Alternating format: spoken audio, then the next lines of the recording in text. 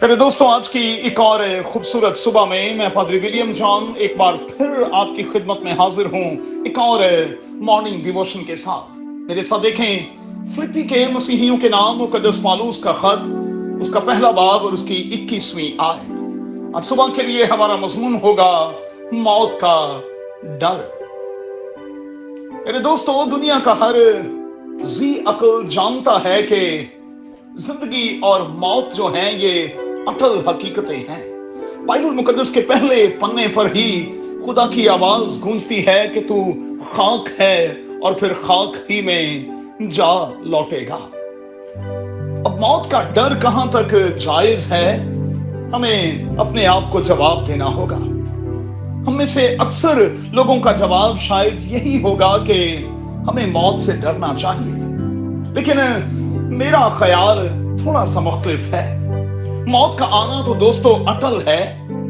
इब्रानियों नामे बाब की 27वीं आयत के मुताबिक ये लिखा है कि मौत और अदालत अटल हकीकतें हैं, इनसे दुनिया का कोई शख्स इनकार नहीं कर सकता।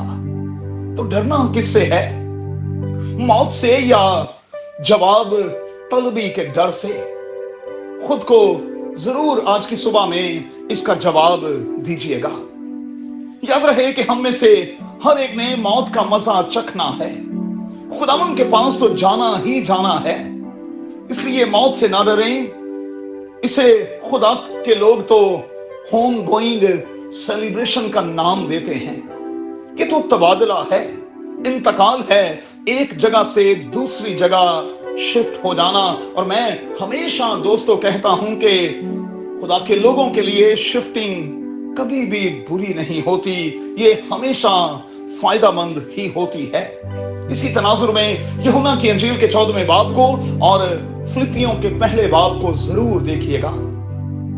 मुकद्दस पौलुस कहता है कि जिंदा रहना मेरे लिए मसीह है और मरना नफा है।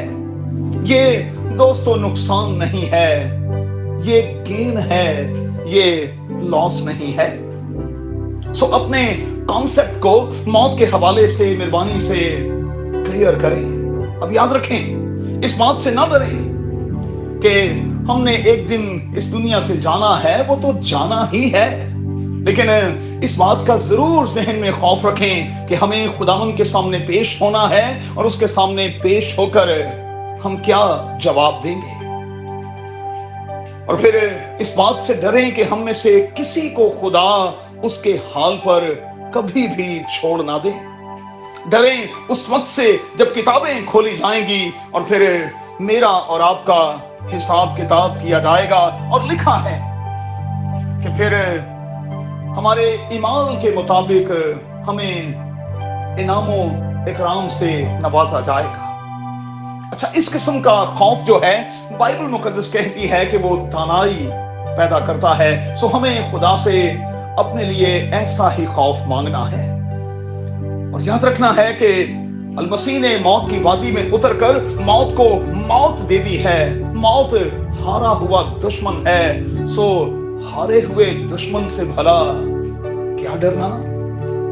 याद रहे, यहां से जुदा होकर खुदावंद के पास जाने वालों से बाइबल मुकद्दस हमें उम्मीद बख्शती है कि हम मिलेंगे, दोबारा मिलेंगे और जरूर मिलेंगे।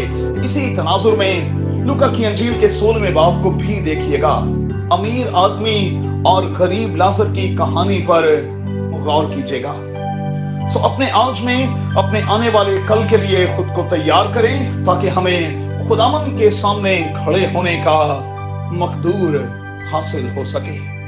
अपने आज में अपने आने वाले कल को बेहतर बनाएं ताकि हमें खुदावंद के सामने शर्मिंदा ना होना पड़े। आमीन।